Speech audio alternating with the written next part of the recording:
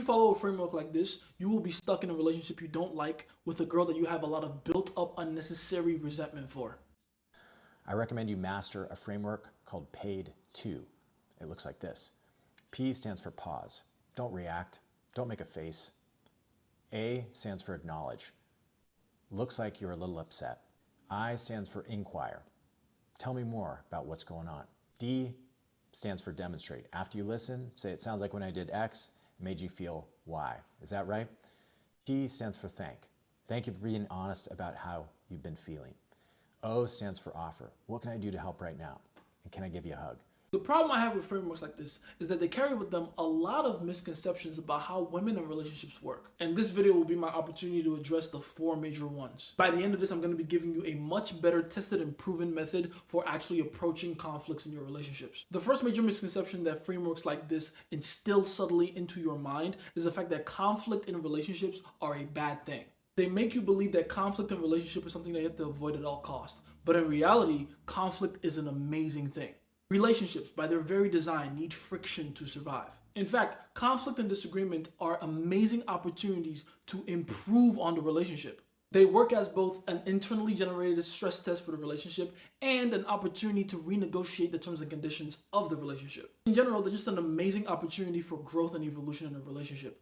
Which brings me to the second misconception. Going off the first misconception and believing unconsciously that conflict is a bad thing in relationships, you may also begin to misconstrue conflict resolution with conflict avoidance. It's only natural that if you see conflict as a bad thing, then you must avoid it at all costs, right? That's why you may begin to believe at that point that the way to resolve conflict is to avoid it completely. If you take a closer look at the framework I showed you in the beginning of this video, it's really just conflict avoidance disguised to look like conflict resolution. There's no real problem solving going on. It's just making the woman feel like the problem has been solved by making her feel understood. Which, by the way, is intellectually disingenuous because the underlying assumption is that every conflict in the relationships happens because the woman doesn't feel safe anymore. Not only is that factually incorrect, but it completely dismisses the man's emotions. Think about it. In the framework I showed you in the beginning, what opportunity do you or I as men have to actually voice our own frustrations in the conflict? What about how safe we feel in a relationship? What about any resentment we might be building for her due to her own actions in the relationship? Exactly, there's no room for any of that in that framework because that entire framework is built on the very premise of catering to the woman's emotions, which, by the way, is a great segue into the third misconception. The misconception that a woman's emotions, how she feels, is the measuring stick for the success of a relationship. This is not only the worst one to believe in by far, but the one that pisses me off the most. A lot of these frameworks, like PAID 2, never take the man's happiness into account. I'm not saying a woman's emotions should not be taken into account in relationships. What I am saying, though, is that they should not be the priority in the relationship, especially not during conflict resolution. You don't resolve conflict in a relationship by making a woman feel better. That's not how it works. And in that same breath, you cannot misconstrue a woman's lack of happiness in a relationship with conflict in a relationship. They are not the same thing. Conflict in a relationship happens when both parties are in disagreement with each other. That can happen when they're both happy.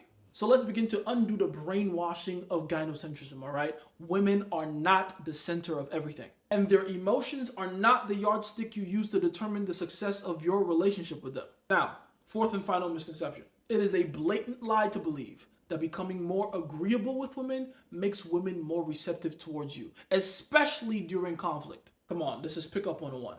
If you want to build rapport with women, you do that not by seeking rapport, but by breaking it. And yes, that applies even more to long-term relationships because now you're even more emotionally invested, which means you're more susceptible to psychological attacks from her.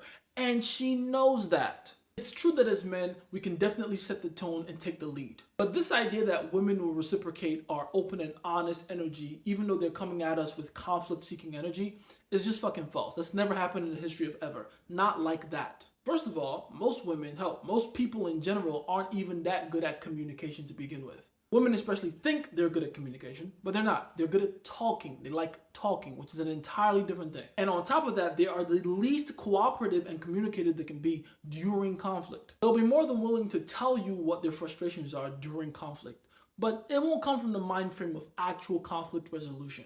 So trying to calm their energy down by making them feel understood is not going to work. not until you've made them work for it. You see, the real bulk of the skill of conflict resolution in relationships doesn't really have much to do with taking emotions from a negative point of the spectrum to the positive point. It really has more to do with taking a woman to the point where she is psychologically and emotionally receptive to problem solving. Because during conflict resolution, the biggest hurdle you have to cross is the fact that she is not in the problem solving, conflict resolving type of mood right now. So any attempt at all at trying to actually solve whatever problem that the entire conflict started from is not going to work. Not until you get her out of fight or flight mode and into a calmer state. How do you do that? Like I said before, you break rapport. You actually have the fight. You go deeper into the conflict. Not by being petty or by having tit for tat type of energy, but by actually voicing your own grievances. One thing women are naturally good at doing during conflict is voicing their frustrations and telling you exactly what they want, how they want it, when they want it. For women, every fight starts from the same emotional center. You're not doing what they want you to do. So in a way of looking at it, the fight for them is just one giant attempt at trying to manipulate you into conceding the way they want you to. All you have to do is not fall for it. Don't concede. Just hold frame, and eventually they will become receptive enough to want to be problem solvers. It's me, Jason, Forever Scientist. With all this information, what you must.